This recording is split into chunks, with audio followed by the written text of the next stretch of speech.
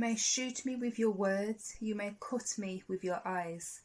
You may kill me with your hatefulness, but still, like air, I rise. Still I Rise, Maya Angelou poem. Check it out. Reading that poem today because it means so much to me. Every day I think about that poem actually, and today's video really is about rising above the haters, rising above the obstacles, rising above everything or everyone that tries to hold you back and distract you from your purpose, from your path. And this is just kind of like a part 2 video from the last clip about minding your business and about self-confidence and self-care, because I think it really does matter how we react and how we respond to any given situation. But that poem by Maya Angelou always keeps it in mind. I think it really does matter how we react and how we respond to any given situation. But that poem by Maya Angelou always keeps it in mind. Still like air I rise. I have a t-shirt on that. I hope I've got it somewhere to show you. So yeah, hey guys, I hope you're doing well. It's your girl Tamar, also known as Unique Tay, gwaan. So another chit chat video today, really about coping, you know, coping in dance, especially during the studying, through education, and even in your profession, whether you're training, whether you work as well behind the scenes in dance, or if you're teaching. You know, it's all about coping. And when those haters arrive, when those obstacles arrive, you know, it's about right in them face, yeah, and navigating, because I'm always about navigating. I'm always about the different path routes, the different avenues, you know, having that backup plan. And I really just hope today you take something away, and feeling just reassured and feeling like, you know, you are in full control over your choices. You are in full control over the energy that you put out and receive as well. It's all in your hands. So these videos, first of all, I just want to say they are not planned, okay? I'm all about improv. I'm just going to speak from the heart. I'm going to talk about what I feel is relative and real and necessary to you. And I've said in my very first video, any hot topics you want me to discuss and share, and I will be looking to do collaborative ones soon as well in the future. Please do ping me, give me a shout as well. So yeah, coping, like, I really want to touch more on the bullying side of things. I want to touch more on, you know, the stresses, the daily stresses in life, in the art sector especially, and being held back. Yeah, so as we know, dance can be very competitive. It's a competitive nature, while at the same time it's rewarding as well. And I remember days, a bit of both, the rewards as well as the competitiveness that hurt my soul, actually.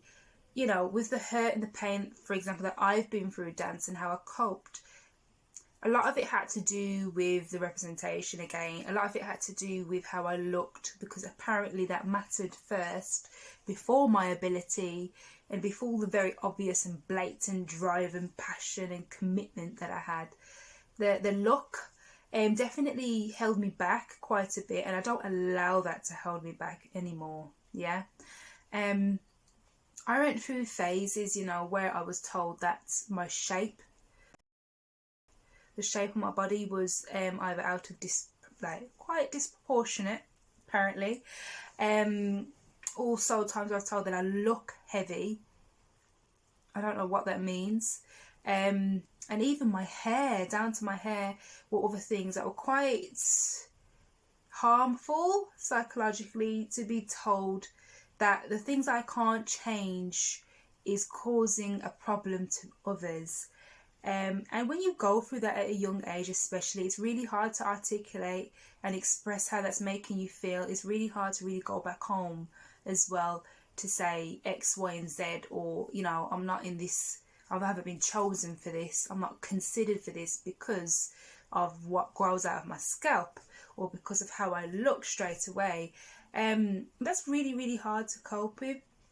You know, for example, especially when it comes to performances, I was always, especially if I was the only black girl in the room, it was always a discussion about the costumes, the uniforms, the choreography, you know, the logistics side of things, and then discussion about the look, you know, makeup, hair.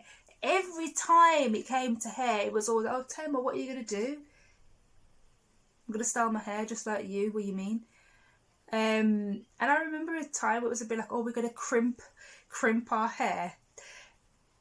Tamar, can you crimp your hair? Would it damage your hair if you crimped your hair? Now I can just brush that off and kind of re-inform and educate. That's if I have the energy at the time and space, that is, to do so. While at the time it was just, I was just flabbergasted. I was a bit like, you're gonna crimp your hair, first of all, for it to look different to how it naturally looks, despite that my hair's kind of naturally wavy anyway, and still question if I can do it or if it would damage my hair. But thank you for being concerned about the follicles in my hair. But you know, little things like that really kind of got in the way I viewed dance and access. To me, that's a barrier.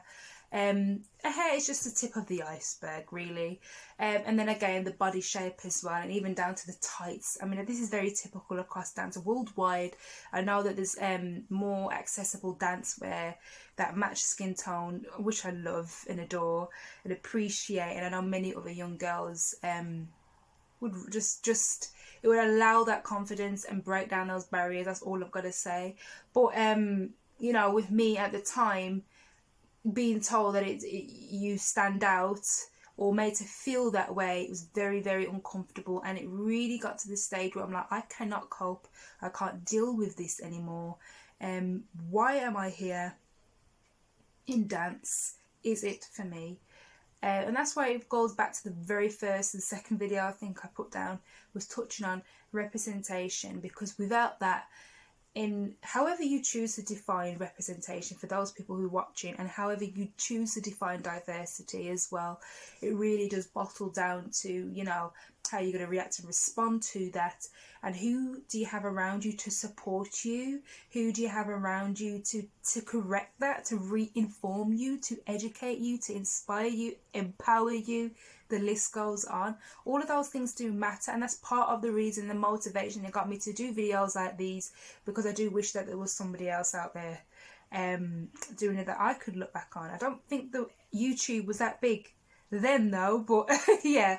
So those are just the tip of the iceberg, and I keep all these videos short and sweet, else I'll be here talking for days about everything. But you know, coping really isn't easy, but it's necessary, and some of the ways that I coped really was speaking out, or removing myself. The list goes on. All of those things do matter, and that's part of the reason, the motivation that got me to do videos like these, because I do wish that there was somebody else out there doing it that I could look back on. I don't think that YouTube was that big then though, but yeah. So those are just the tip of the iceberg, and I keep all these videos short and sweet, else I'll be here talking for days about everything.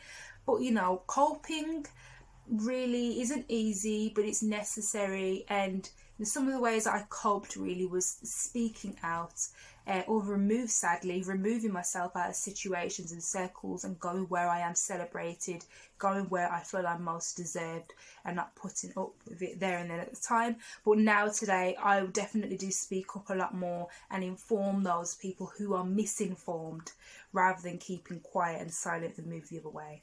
So yeah, as I said, these videos, especially this one, was just me venting, and it really is just unplanned, unscripted, of course, and it's all about improv. I'm just going to say it how it is. I'm going to go with the flow, and I will continue to do that too. But yes, I hope you all leave feeling inspired and motivated, and yes, informed. If you're interested, please do ping, holler, say gwaan, of course, and just keep following along my journey, or subscribe. Okay, I'll see you on the other side. Bye.